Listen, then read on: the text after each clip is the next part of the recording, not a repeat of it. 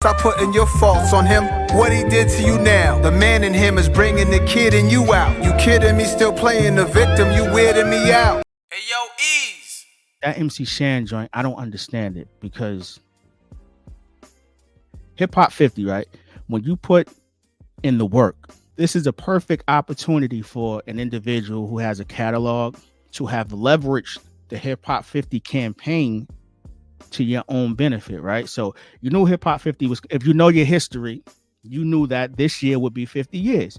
So why weren't these individuals planning tours, shows, pop-up shows, merch ideas, an array of different things to get in contact or connect with their fans, as opposed to seeking handouts? See, it is not Nas, it's not Jay's responsibility, it is not Kanye's, it is not whatever big figure in hip-hop you want to name. It is not their responsibility to hold the hands of the forefathers. They can give you opportunity, but you still have to be proactive.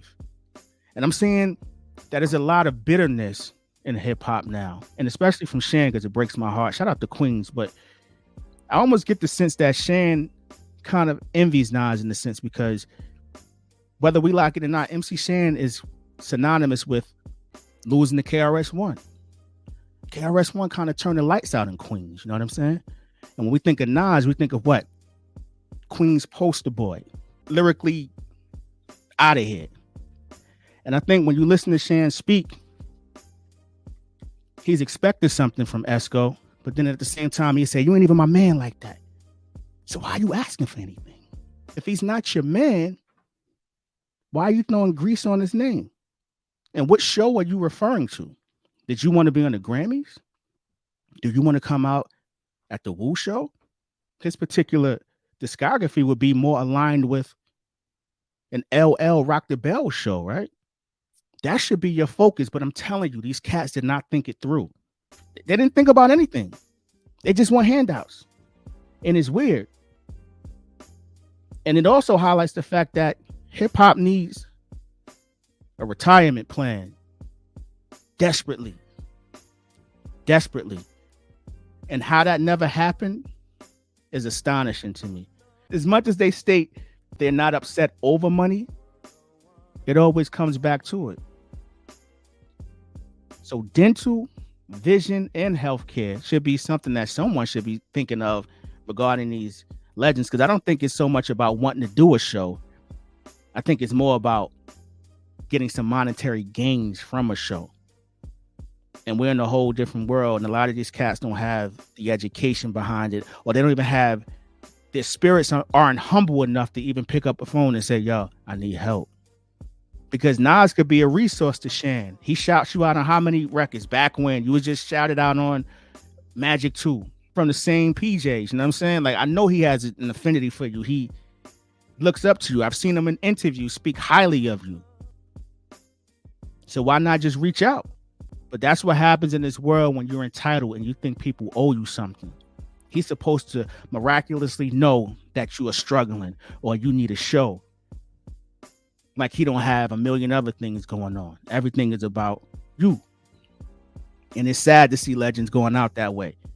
So if he ain't your man like that, you shouldn't get on the internet and throw grease on somebody who's not your man, because there should be no expectations. That's just my assessment, man.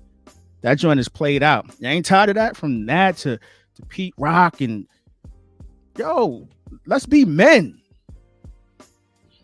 Nobody communicate about anything. First thing you do is pick up the phone and start bugging out. And it's premeditated because you're recording it. You literally picked up the phone and said, yo, I'm about to record this. And contradict yourself throughout the entire joint. Such and such booked me for a show. I said, nah, I wasn't right. And you got the money right. So if it's about money, stop seeking handouts and get with some of these young, successful businessmen and ask them how they have sustained themselves for all this time.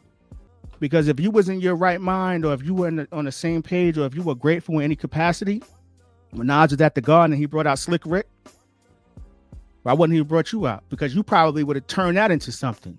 Yo, he ain't even pay me, but he brought you out in the Garden. You got to figure out a win within your own situation, man. That's it. Shan, you're bugging, man. Shout out to the OGs, but it don't look good. And the young cats looking at this like, this how y'all behave? You want me to be mature? This how y'all moving out here?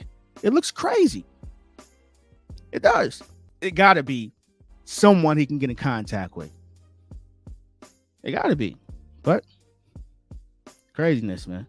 Rakim and Coogee did more to help Nas in his early days to build his career than Shan. Now he wants a handout. Nas owes him nothing.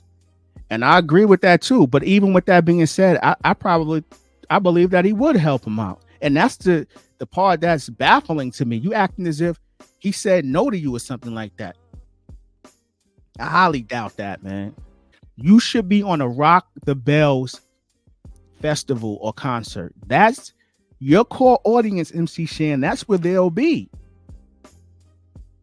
Not at the Nas and Wu show. They won't probably be there, but they'll be at a Rock the Bells concert. That's where they'll be. And now you put yourself in a position to where I don't even think you'll get booked. Why would they? But something tells me that his pride and ego won't allow him to do that because he still think that he's that guy. Look at the way you speaking. Talking reckless and crazy about people on the internet, man. It's a digital footprint, man. Shan is using Nas for clout. But he's doing it the wrong way. You should be using this situation as leverage, man. I agree with you saying, but he should be. I don't understand it, man. That's bad business. You dealing with individuals who have power now. They can kind of like, if they wanted to, blackball you, and they'll be within reason the way you acting. A lot of these cats, relationships are everything, man. As I get older, I realize that, man. Like a lot of cats that are very good at, they have the talent, but when things don't go their way, they just fizzle out, fall apart, man. This is not looking good. And this is all I'm trying to say. This is a profound statement. Closed mouth don't get fed. Shan should have networked the people, to get on those old school shows. But we got to ask ourselves, how many bridges if he probably burned? No pun intended. But all in all, man, your Shan, shout out to you, man. You are a legend. But you got to do better, man. And I'm not here to be no Nas apologist because ain't no man on this planet perfect. A lot of people do funny, underhanded things. It just happens, man. Sometimes it's intentional, sometimes it's not. But when you lash out, not knowing someone's intentions, and instead of picking up the phone, communicating, especially when it's something that you want, it's obvious that you want to perform. It's obvious that you want to bag, and this ain't the way you go about it. You let your ego, your pride get in the way, and you try to act as if you had it, when in fact that you need it. And now look, it's on every site I can think of. And people, and very few people are really agreeing with the antics. It's crazy.